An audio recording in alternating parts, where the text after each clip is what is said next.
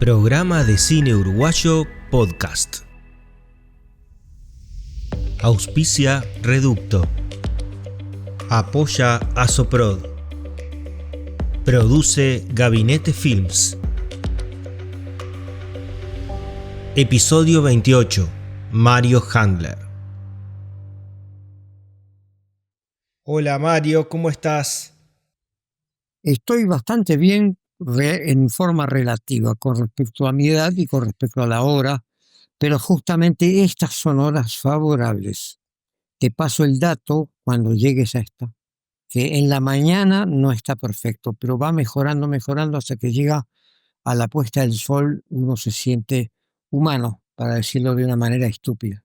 Más cansado. Bueno, primero que nada, felicitaciones por tus 90 años, bien cumplidos, bien vividos, ¿no? Bueno, eso que es bien vivido. Sí, Bien. ahora vamos a repasar un poco toda tu trayectoria, vamos a hablar, quiero que me cuentes de muchas cosas y sí, bien bebido, tu vida ha sido impresionante desde los inicios a filmar, a tu exilio, a tu regreso a Uruguay, así que si podemos vamos a repasar todas esas cosas. Comenzaste estudiando ingeniería, ¿qué fue lo que desencadenó ese salto radical hacia la fotografía y el cine? ¿Y cómo veías aquel ecosistema de cineclubes y de cine amateur en el Uruguay de los 50? Yo era muy aficionado al cine, extremadamente aficionado al cine club y al cine universitario, iba a los dos. Era una manía que compartía en parte con mis hermanos mellizos. Fíjate, hermanos mellizos es muy importante en la vida, habría que explicarlo, pero no lo explico. Entonces, el, me fui estudiando después de haber aprobado nada menos que 20 materias de la Facultad de Ingeniería. Había llegado a quinto, son 6 años. La Facultad de Ingeniería en Montevideo es extraña, porque en el mundo no se exige eso, sino más bien 4 años. En Ajá, sí. Montevideo eran 5 años para ingeniero industrial o 5 años para ingeniero civil. En otros lugares son 30 variantes. Entonces, yo estaba estudiando eso siguiendo tradición familiar de mi padre y porque me gustaba mucho y había practicado ingeniería, pero venía estudiando desde muy joven el tema del cine y de la fotografía. Entonces, a partir del cine, empecé odiando la fotografía y de repente me entró una iluminación y dije yo, descubro que me gusta enormemente y realmente de joven había estado sacando fotos baratier, digamos, elementales, de las que se sacan en familias, y empecé a adquirir calidad y realmente me concentré en la fotografía moderna. No voy a mencionar nombres, pero, Ujú. pero simplemente, y ahí sí hay que insistir en que la fotografía humana, porque cuando se habla de fotografía se llega a muchos extremos. Entonces yo me concentré en eso y cuando crecí en la edad me hice amigo del eminente Menchi Sabat, Hermenegildo Sabat, que era fotógrafo como yo de vocación y eso me formó una carrera a la fuerza.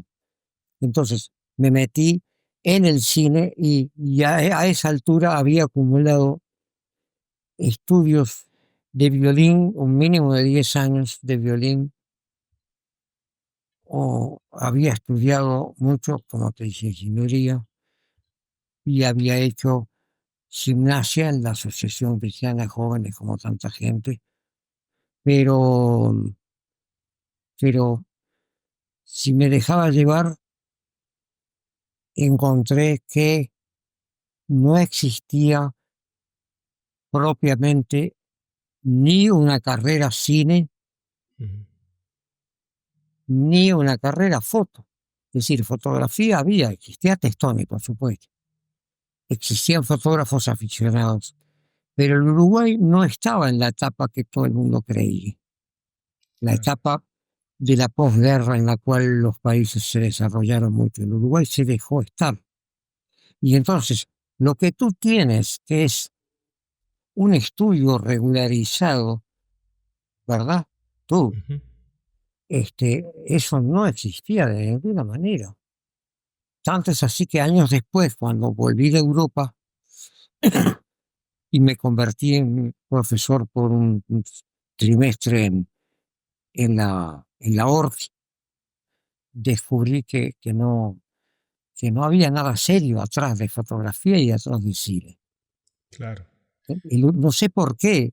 Vale la pena pensar eso porque ¿cómo es posible que si tú cruzas el charco y miras los archivos fotográficos de la Argentina, desde los años 20 y todo eso, descubrís que hay un mundo en la Argentina? La Argentina no es que sea 10 o 12 veces más que el Uruguay, sino que simplemente es otro mundo. El Uruguay no sé por qué no lo tenía ese mundo. Tampoco sé por qué no tenía el mundo de Brasil, ni el de Chile. Es decir, el país más atrasado de toda Latinoamérica era el Paraguay. Mm. Pero nosotros estábamos de segundos atrasados. Vale la pena repensar ese tipo de cosas. No sé si vale la pena, lo digo nada más. Sí, ¿Eh? sí, sí, que siempre no, bueno, nos ha costado, hoy en día estamos pasando un momento bastante, bastante lindo, interesante, como se está filmando muchísimo, pero es cierto sí que costó en una época. Pero a vos, ¿qué fue lo que te movió realmente decir, bueno, estás estudiando ingeniería y qué te interesó de la fotografía o del cine? ¿Qué fue lo que te movió realmente a decir, agarro este camino? Bueno, la búsqueda, la búsqueda de la realidad. Este, claro, el ingeniero es creativo en la realidad. Eh, yo trabajé como casi 2 años con mi padre. Tenía un gran taller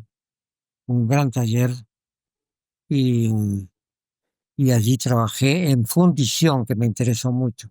Entonces, de repente tu interés, o sea, la parte creativa Sí, surge de los orígenes del oficio de haber trabajado con tu viejo y la parte más social también, de venir de una familia de obreros y sí. de la importancia que le das a la realidad a Mi través padre de no ese era obrero, era origen. más bien humilde, familia humilde, que se Ajá. convirtió en ingenieros por inteligencia pura, él y el hermano, hasta que tuvieron que irse de Budapest en el año 1924 por las represiones brutales de antisemitismo que había allí.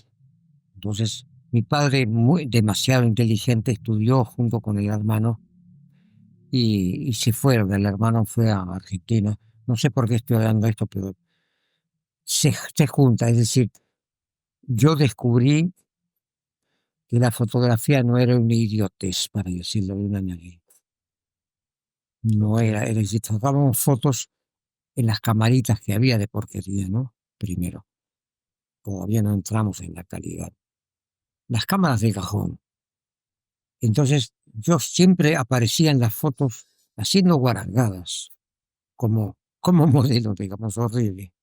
Pero resulta que de repente me entró esa iluminación de gustarme la fotografía, juntarme con Memphis Sabbath y empezar a producir. Y rápidamente aprendí y llegué a cosas que nadie llegó. Por ejemplo, eso es orgullo mío. Yo soy el primero que mostró, filmando, no en foto, gente llorando en la calle. Eso no, me lo doy, no es un mérito, pero sí indica que estaba preparado, ¿no? Que estabas atento, interesado Claro, por que una estaba realidad. que atento y que sabía dónde ir. También fui el primero que filmé burlándome un poco de la policía. En una película mía Me gustan los estudiantes, es probable que la hayas visto. Sí, claro que sí. Este, hay un, están los estudiantes que manifiestan desde la Facultad de Arquitectura, desde el techo y tiran piedras, y abajo están los policías que se burlan de ellos. Entonces también soy el primero que filmó burlas de policías. que hacen así, se tocan acá. Son gestos que descubrí que hay un drama, o que hay una literatura, digamos, de filmar que supera la porquería que nosotros hacíamos en las fotos, ¿no? Entonces, eh, descubrí para mí la foto, eh, aparte de lo que vi en libros y en películas, y la admiración que tenía por las fotografías del cine, por ejemplo, fotografías alemanas e italianas, no solo de Hollywood, vamos a aclarar, y descubrí que había un mundo complejo en el cual yo basta con ilustrarlo con el, con el más famoso fotógrafo que por la vejez ahora no me acuerdo exacto, pero fue el que a los 22 años de Orson Welles le enseñó, le explicó cómo era el cine. Orson Welles no sabía un carajo. Y le mostró una cámara grande, una mierda completa grande, y le dijo que eso se va a reducir así, se va a ir reduciendo así. Ese hombre adivinó qué iba a pasar y dijo que era fundamental. Y eran, bueno, con Orson Welles rompieron los pisos del estudio para poder bajar más las cámaras, por ejemplo. El descubrimiento del punto de vista extremo. Claro. Entonces Orson Welles aprendió con el mejor. Entonces, yo en el cine era un aficionado de mirar toda clase de películas y era erudito. Estudié cine como loco en la parte del espectador. Ujú. Entonces, cuando me convencí de que tenía que intentar cine, descubrí que podía empezarlo a través de cosas humildes que fueron, por ejemplo, acompañar a Hugo Olive, que gran director de teatro, que tenía unos 2 años más que yo, y lo acompañé para sacar fotos, y la foto se hizo famosa. Él está así, haciéndole al actor principal de la película perdida que se llama Un Pintel con Judas, que fue Ujú. un punto notable en este país, pero se perdió la película, Un Pintel con Judas. Ok. Mandó una copia a Cuba y allí se perdió. Entonces, lo acompañé como asistente en la película Como el Uruguay no hay. Ajá. Esa es una película estuvieron rescatándola Sí, y que valía la pena. Y estoy orgullosísimo de haber ayudado con mis hermanos. sí. No era yo solo. Este, ayudamos como ayudantes de segunda, nada importante. Y también el orgullo de acompañar a Alberto Miller, que fue el primero que salió a una pobreza. Nos subíamos a un cerro donde venía gente del interior, porque el Uruguay había vivido en los años 50 una migración, en la época Luis Galleverre más o menos, de gente que venía del interior desesperada por la pobreza del campo. Es un hecho social. Bueno, Ujú. ese hecho se fueron los llamados cantegriles, ahí apareció el nombre. Y ahí yo me convertí en uno de los 5 ayudantes de Alberto Miller, porque Alberto Miller era un tipo muy humilde que era portero de cine universitario. Hay que ver cómo era. Era portero, muy callado, se veía las películas 5 veces, Ajá. sentado en la última fila de la platea. Y Alberto Bien. Miller fue el que rescató lo que debía ser el cine. Entonces, yo lo acompañé, José Baena nada menos, lo acompañó otras veces, Walter Rasori Bartek lo acompañó otras veces, y Walter Rasori le prestó una cámara buena, porque Miller era muy pobre, no tenía cámara. Entonces, ir al mismo tiempo descubrir lo que eran los cantegriles, la miseria de gente que mandaba emocionada, mandaba unas postales a sus, a su gente del interior. diciéndole, aquí estamos en los Cantegriles, en Montevideo, como si fuera un gran orgullo, era casi turismo. Entonces todo eso fue un mundo bestial, aparte de las otras relaciones que eran más sencillas, como el señor, eh, como Miguel Castro Grimberg, que sí, no, pero era más condescendiente, y Ujú.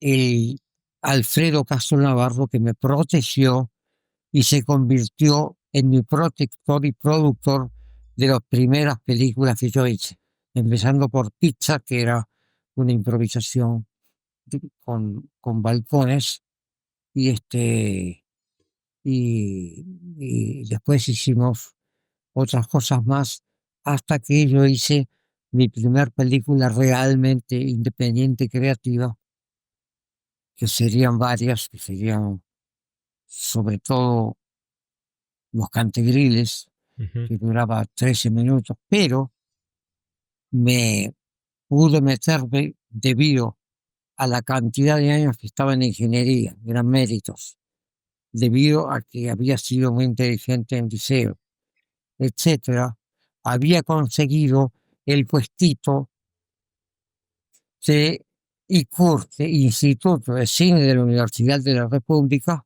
donde ya habían estado Eugenio Hinz, que era el primero que tuvo una beca en Inglaterra. Permiso. Sí, adelante. Eugenio Hinz. Mm. Eugenio Hinz era respetable. Cuando yo debuté, hice película con él dentro del Instituto de Cine, con rondas infantiles, e impresionó en su época, impresionó porque era con Laura Gestarán, nada menos que era el eminente musicólogo. Entonces, eh, Eugenio Hinz era un talento. Era bueno estar al lado de él, aunque nunca trabajé con él, pero él se dedicó más bien al diario El País porque eso le daba su sueldo, y le gustaba mucho descansar en Punta del Este, e inventó una sección de avisos clasificados para El País. Fíjate, se fue del cine. El otro que estaba era Roberto Gardiol. Mm. Roberto Gardiol, que lo traté bastante, digamos, eran precursores junto con muchos otros, pero hacían, por ejemplo, había muchos que filmaban para, para el extranjero, pero la peculiaridad era que esa gente, que no eran pocos, filmaban y entregaban la película virgen y se iba a Inglaterra, por ejemplo. Desapareció una historia completa del Uruguay Claro, al claro, entregar la película virgen, sin claro. revelar, porque el Uruguay no revelaba película. Seguro. Es decir, te estoy diciendo esto que es muy negativo, pero ¿qué puedo No, decir? no, pero es una realidad, eso es increíble, ¿no? Es el Entonces, retrato de es una increíble época porque que se iba. ahora que yo hace 10 años que hice mi última película, te puedo asegurar que he vivido todas las etapas de progreso del cine, este, y se completó. Puedo decir que mi nieto me mostró filmaciones que hicieron con los muchachos de 20 años, cosas que van al campo, filmando con un color que nunca habíamos conseguido en toda la historia, y con un sonido que nunca habíamos conseguido en toda la historia. Eso fue cuando yo debuté, era que se revelaba en Uruguay por producto de unos argentinos que vinieron a Uruguay para escapar del peronismo, y hicieron un laboratorio que revelaba Reversible. La Sí. película Reversible, que da un positivo directo. La otra manera de llamarlo es positivo directo. Ajá. El positivo directo se hace por un proceso que en el laboratorio lo hacían porque era, permitía sobrellevar un poco la mugre uruguaya, el polvo y toda esa porquería del negativo y todo eso, que tenía Uruguay al día, que era el noticiero Uruguay al día en 35 milímetros, era una porquería, vamos a decirlo para simplificar un poco. Dirigido por Martínez Arbolella, que era un franquista que se fue al Uruguay, no sé por qué, y el llamado noticiero era más bien una recopilación de cosas que pagaban comerciantes para verse en cine. Era la verdad. Entonces, eso era el cine.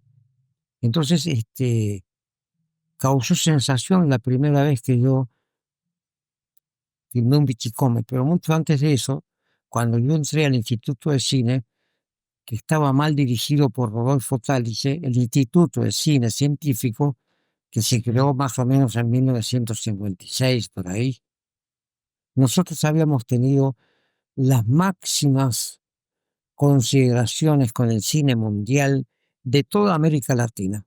Los festivales que había, invitaron a John Grierson. John Grierson era el papito del cine documental mundial, el inglés. Sí, Yo hablé con él, lo invitaron. Invitaron a Nelson Pereira dos Santos de Brasil, que era el máximo en esa época.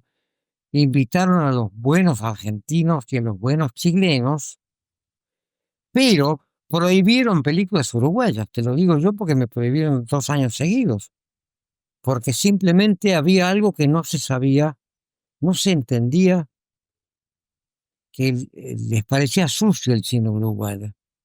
Entonces, cuando, cuando exhibían las películas del extranjero, digo, había películas argentinas sobre todo, y, y estaban Patricio Caulen de Chile, que era otro cineasta conocido, y, y Martínez, como era el famoso realizador de cine, que en este momento no puedo recordar el segundo apellido, pero era muy amigo, se hizo amigo mío y era el más famoso realizador de cine realista en ujú, Argentina.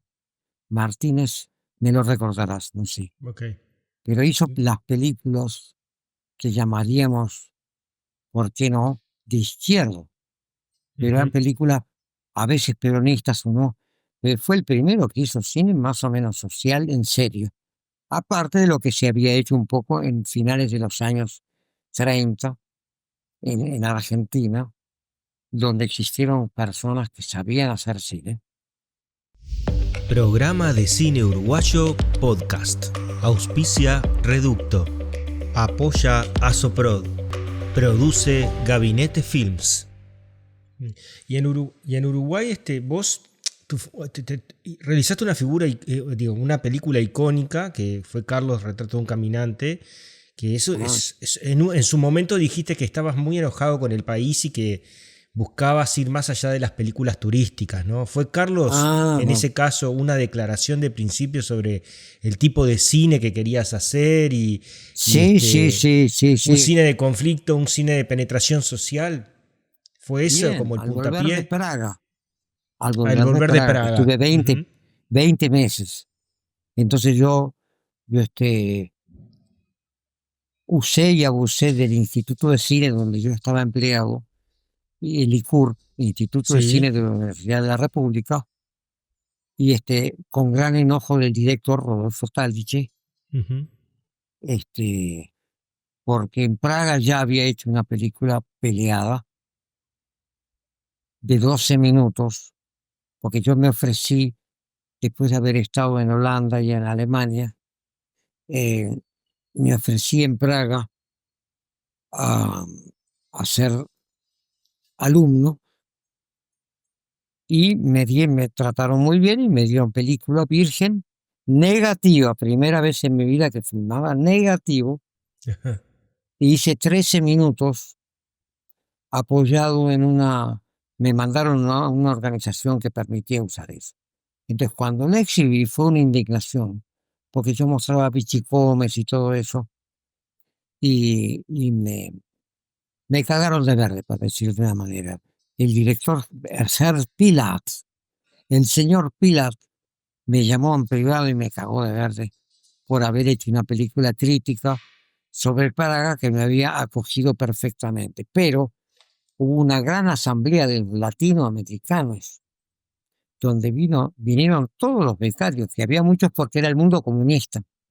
Entonces estaban 15 o 20 cubanos en la época de comienzo de la Revolución Cubana, donde me hice íntimo amigo del jefe y todos se pusieron de acuerdo conmigo en que había que mostrar eso porque estaba evolucionando socialmente Checoslovaquia hacia un desprendimiento de la posible opresión de la Unión Soviética.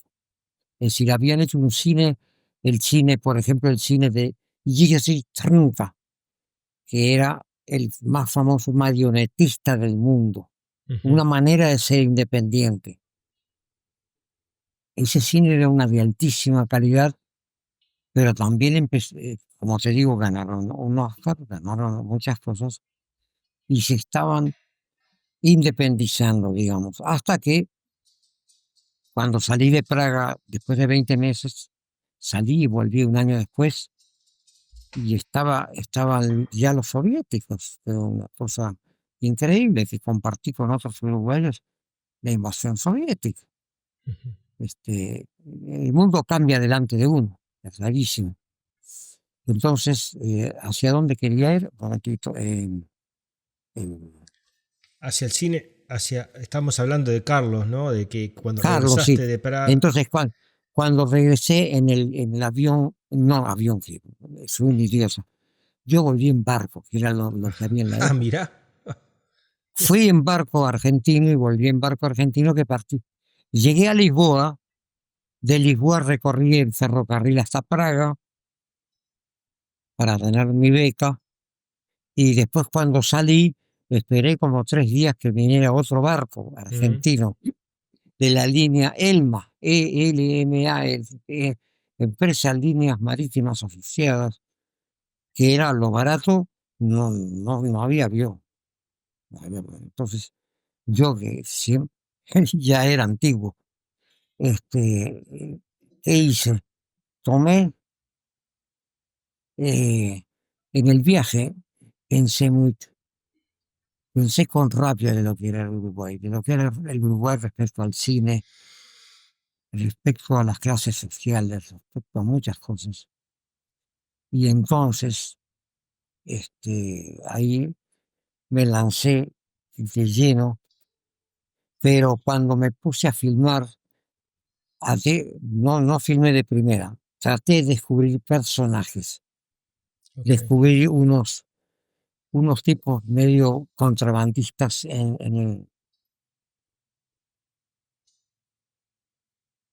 donde estaba la Facultad de Humanidades, donde estaba el Instituto de Cine de la Universidad de la República, estaba en pleno Ciudad Vieja. Entonces me puse a caminar con la cámara cara que tenían, que estaba puesta, la saqué de un microscopio. Ahí era obligatorio hacerse.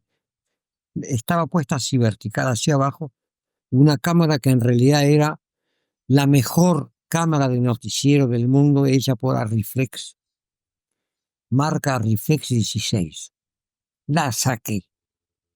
Y entonces me puse, sí, un riesgo, porque imagínate ir por la ciudad vieja, Sí. así, amarrado. Entonces allí fue que descubrí muchas cosas, porque cuando uno está con el ojo de la cámara, el ojo de uno cambia. Es otro ojo, pero para hacer cine hay que mirar, hay que ver. Y eso es lo clásico, es lo que yo traté de enseñarle a mis alumnos. Es fácil de enseñar porque uno lo dice 20.000 veces, pero cuesta entenderlo realmente. Entonces recorrí y encontré a este bichicón. Y yo me dediqué a él y me enamoré de él, para decirlo de esa manera, y me olvidé de reaccionar contra el Uruguay, contra todo eso, no, nada, simplemente la película Carlos, cine retrato del caminante en Montevideo, hecha con amor, punto. Y entonces, para ah, hubo muchos choques con la realidad, por ejemplo, que para, como era muda, en aquella época no había sonido, a Sí. mi disposición. Entonces me lo llevé al Instituto de Cine que estaba en la Facultad de Humanidades y allí el bichicome suyo, como son los bichicomes. Entonces él llevó el mate con el cual ensució toda la mesa limpia donde estaba. Estábamos él y yo solos porque era un día feriado. Y entonces le grabé toda la conversación íntima donde él se explayaba, tal como se oye en la película, que está sincronizada a la fuerza con la película, y donde él se explaya, ¿no? Y todo lo que hizo, era un yerbita, todo lo que se sabe en la película, ¿no? Tenés una frase que es casi un leitmotiv en tu carrera, que es, si no filmáramos el presente, no habría un pasado en el futuro. ¿Es así? Claro, es Que, una trampa, por supuesto. a ver, Me gusta, me gusta. Me gusta porque la gente, la gente normalmente en las conversaciones empieza, el uruguayo se pone a payador, ¿no? Es lo que hacemos todos. Entonces, se ponen a rememorar, sin pensar en filmar, ¿no? Entonces, se ve en la frase esa, se entiende que estamos sacando a luz miles de cosas y nos olvidamos que si no lo filmamos se pierde todo, por ejemplo. Eso es, ocurre una vez y nunca más. Entonces, no fue una especialidad mía, pero sin embargo pude entrar, aprendí, eso se aprende. Me llevó largo tiempo aprender a introducirme en ambientes. ahí va. Y hasta que al final resolví hacer una película en la cual no le tenía que pedir permiso a un carajo a nadie y filmé a los marginales sin, sin que me acompañara nadie. Y entonces, un día me llevó en auto el Daniel Márquez, Sí. el famoso Daniel Márquez, y no quiso entrar al Cantegril. Entonces dije, no va a entrar nadie, yo solo. Y esa película, por supuesto que causó mucha sensación. Miles de personas fueron a verla y hubo Sí, colas y de todo. La aparte. película aparte obtuvo premios, premios Sí. grandes en el sur de Francia, pero porque, porque yo ya había conseguido un cierto carisma, digamos. No es que yo tenía una técnica especial, un cierto carisma. Me quedo quieto y la gente me cuenta lo que ocurre, ¿no? O la gente hace lo que debe hacer. Y efectivamente la pude hacer porque podrían haberme masacrado unos malandros que también lo filmé y que eran peligrosos, pero para otros, para el resto del mundo, para ahí no.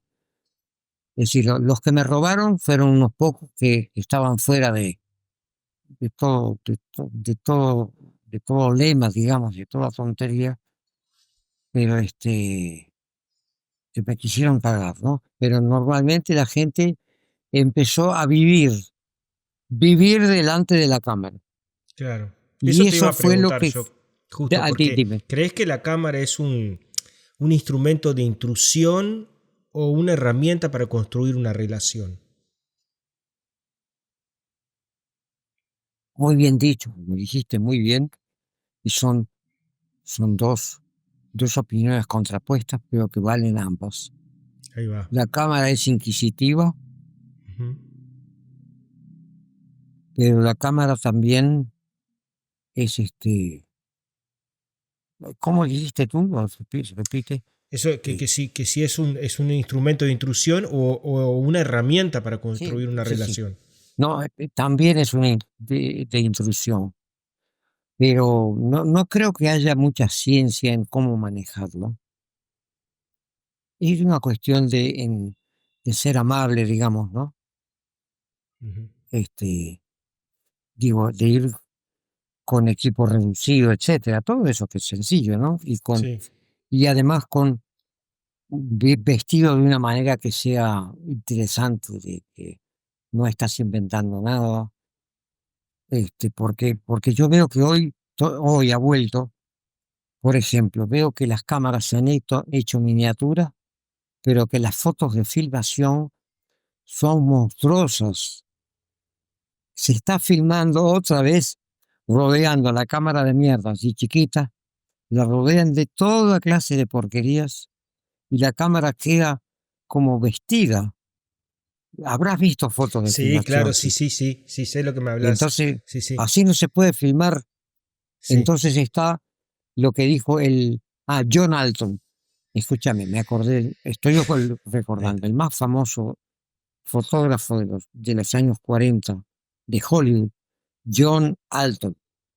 John Alton, hombre muy peculiar, fue el que le enseñó a Orson Welles cómo era el cine. Pero John Alton, lo que la gente no se preocupa, yo lo tengo guardado todo, de que él en los años 30, como joven, había ido a practicar cine a Buenos Aires. Mirá tú, el gran fotógrafo había ido mucho antes. Y había hecho algo que no lo vi, no sé dónde está.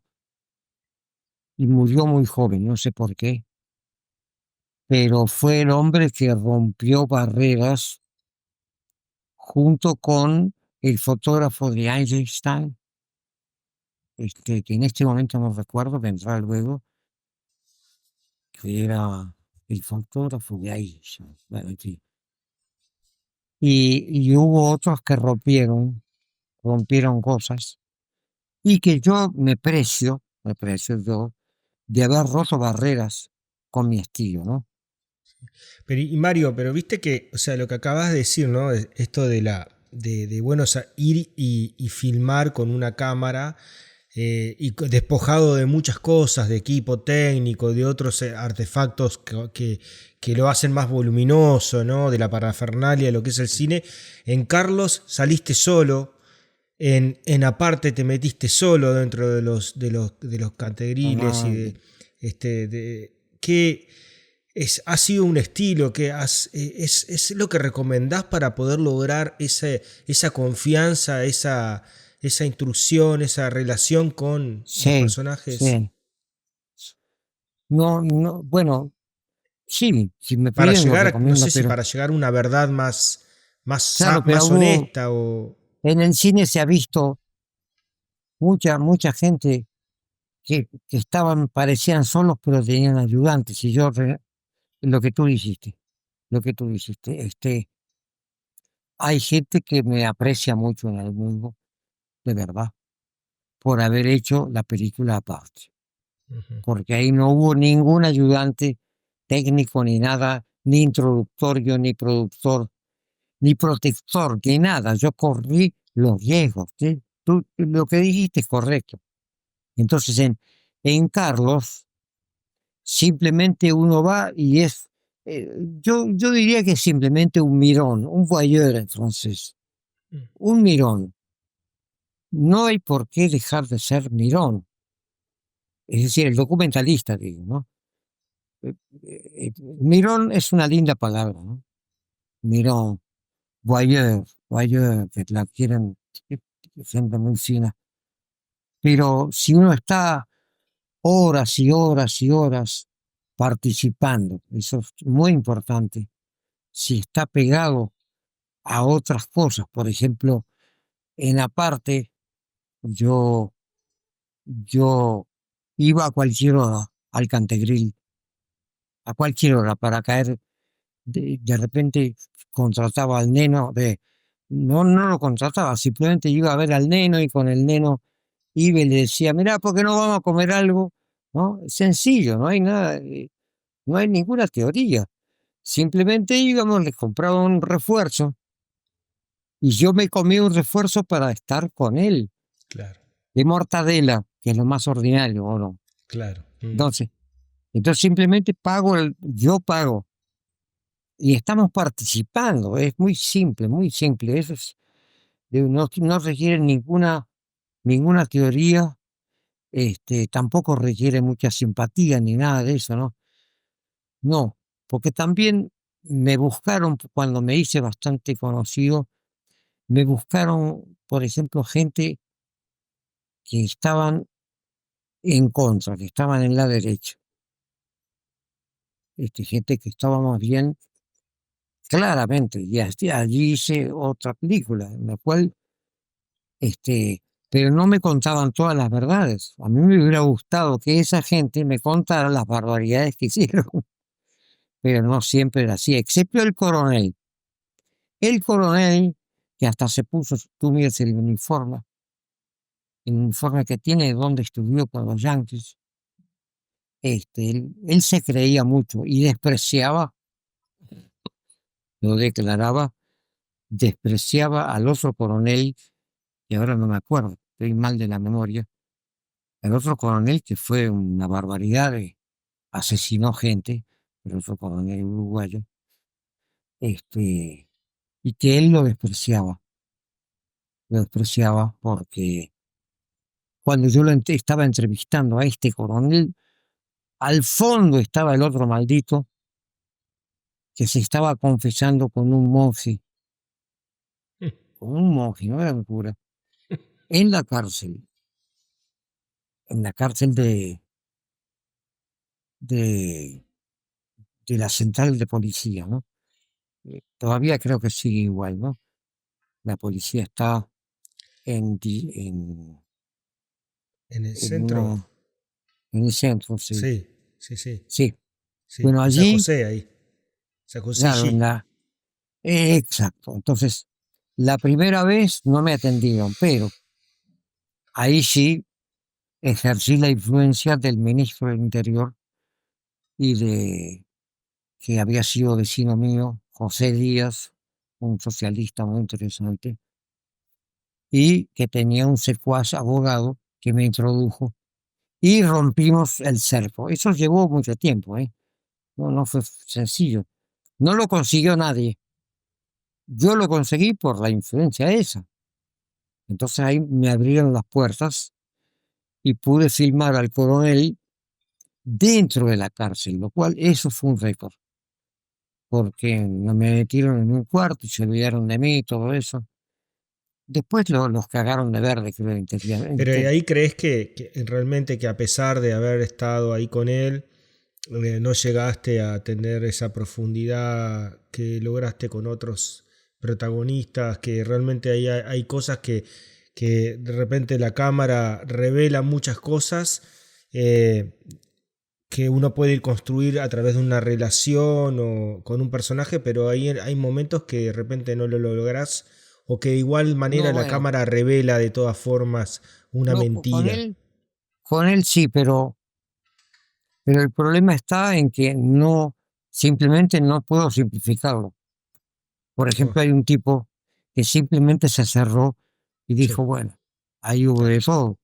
sí. Entonces, lo mismo que uno tampoco, yo no podía hacer tortura, hablar con una persona que fue torturada, ¿no? Por ejemplo. Claro. Sí. Pero me hice amigo, yo tenía mucha intimidad con Mauricio Vigil. Sí. Mirá, con Entonces, Mauricio con Vigil. Mauricio, claro, Mauricio Vigil. Entonces, Ah, Mauricio Vigil, lo que lo filmé mucho, cuenta cosas horrorosas. Yo no lo obligué nunca. Escúchame, yo no voy a obligar a una persona a torturarse, ¿no? ujú, Entonces él, se portó muy bien conmigo, era muy inteligente. Lamentablemente en sus últimos años no aceptó sus enfermedades y se murió. mm. Era un ingeniero en Suecia, lo visité mucho, nos hicimos muy amigos y No una sabía persona esa de historia, unas... Mario. ¿Crees que te cuente una historia también? Yo Dale, acabo de dale, estrenar dale. una película que se llama La nieve entre los dos, que cuenta la Ah, historia de un preso político que se escribe cartas con su hija exiliada en Suecia. Y esa ajá, hija esa hija de ese preso político que se llamaba Juan José Nogueched, era la hija de Dolores Skande, Nená, que fue la pareja de Mauricio Vigil y que se exiliaron a Suecia, a un pueblo que se llama Kiruna, y Mauricio fue el padrastro de Inés, Verónica y Claudia, y es el papá de Julián, el hermano menor de estas tres hijas de Juan José Nogueched.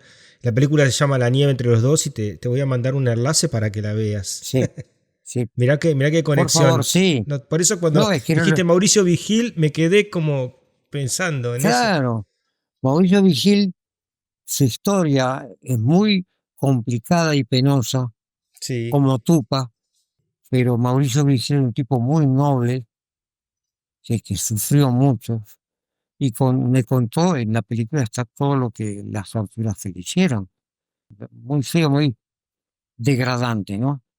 Y él lo contó todo con sinceridad y no sé, nos dolió a nosotros, los amigos de él, que se dejó morir en Suecia. Programa de cine uruguayo podcast. Auspicia Reducto. Apoya Asoprod. Produce Gabinete Films.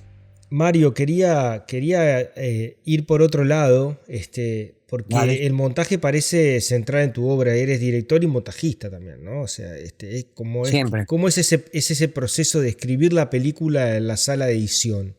¿Podrías contarnos un poco alguna Ah, anécdota sí, sí, sí, concreta de sí. cómo el montaje cambió Bueno, que yo, radicalmente la intención no, de un simple, es film? muy simple que yo estudié la parte teórica del montaje por un lado, me hice amigo siempre que pude, me acerqué a los montadores en Venezuela o en donde sea, o en Uruguay sobre todo, y, me desarrollé. Entonces, en Venezuela había que vivir de algo, y una de las cosas que hice fue montaje. Ujú, En Venezuela fue muy peleado, porque había, había, había otros que estaban ya ubicados, es decir, hay las lealtades, ¿no? ¿Me entienden? Las ujú. famosas lealtades. ¿Qué? Y a mí me tocó lo peor, los peores directores, o directores que eran buena gente pero malísimos. Y yo aprendí muchísimo con los directores malos. Aprendí más montaje con los directores o con... Hay unos que no te menciono, que muy famosos, que eran muy engreídos y que después descubrí que todo el mundo mm, me había hecho amigo del productor, del sonidista, de todo. Todos lo despreciaban. Por ejemplo, en este caso, fui montador de una persona con la cual peleamos como locos.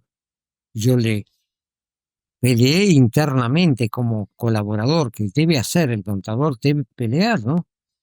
Entonces, cuando la presentamos, se repartieron los premios, le negaron todos los premios y le dieron los premios al actor principal, a la actriz principal y a la actriz secundaria y a la actriz y al actor secundario, que vinieron todos a mí en público a agradecerme que yo los había montado bien a esos actores, los cuatro, en público, me despreciaron al director, y el director me odiaba, por supuesto, ¿no?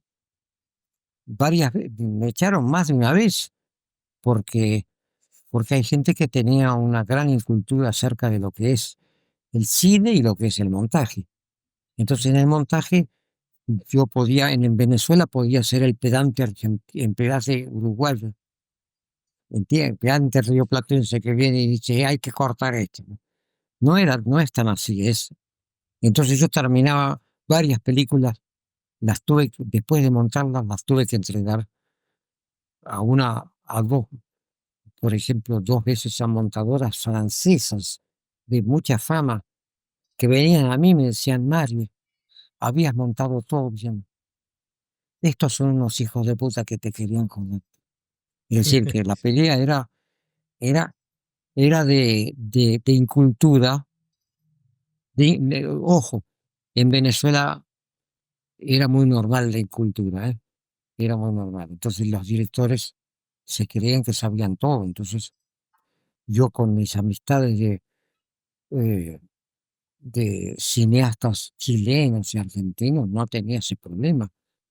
Yo los Mm, adoraba.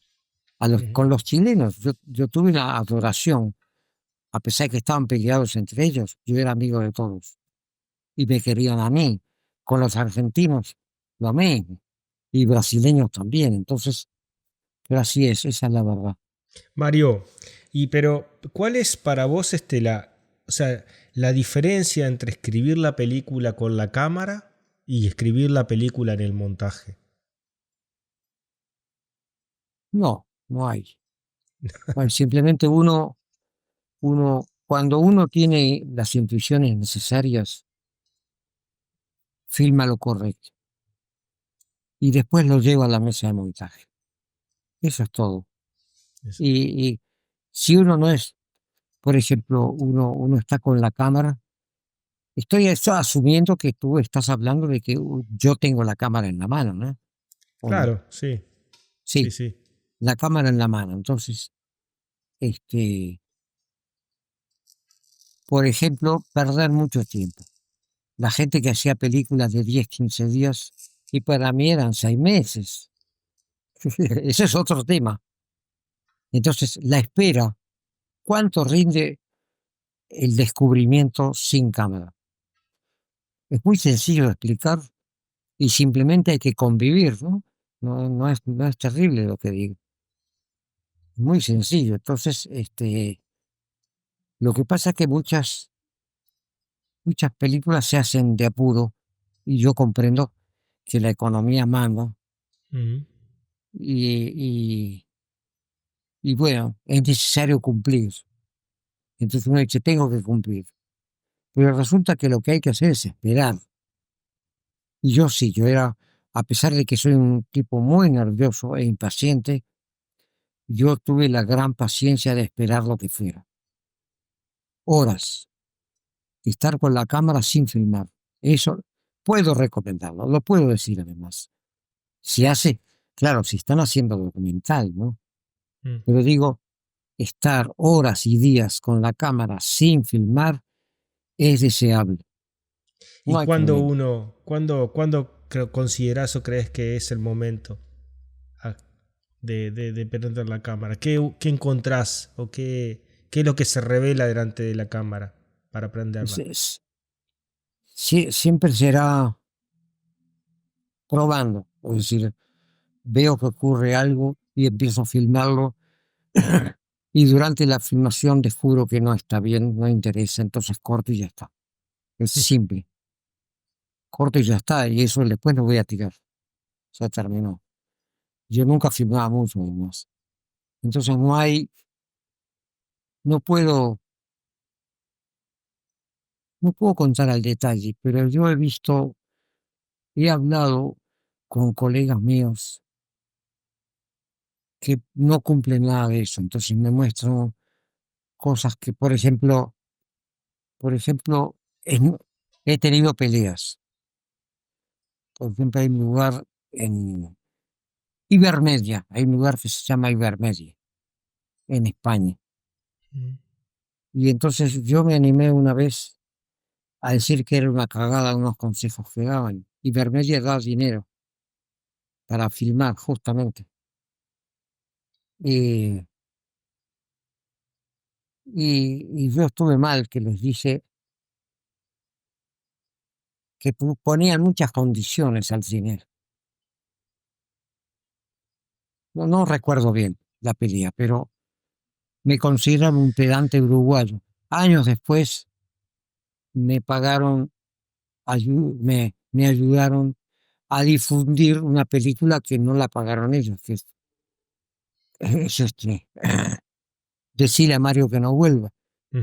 Después de eso, me pagaron dinero para difundirla por ahí cuando la jefa no es, era una persona que no me amaba, pero es por esa tontería que te estoy contando. Es la vida, es muy difícil decir. La vida, el amor, yo qué sé. es difícil, pero Sí. puede ocurrir de que a mí me consideren un pedante y entonces no me dan nada.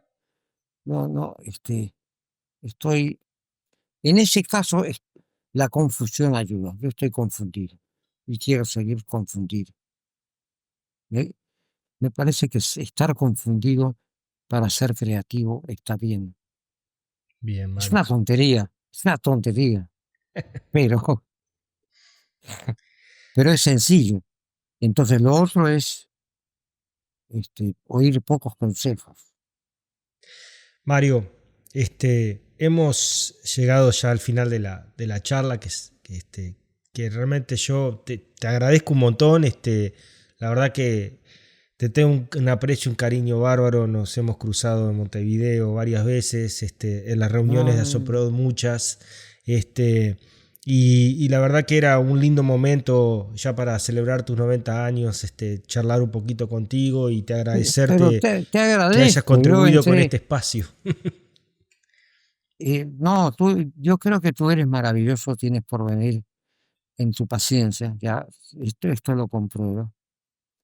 Y, y tienes que tener tu propia teoría.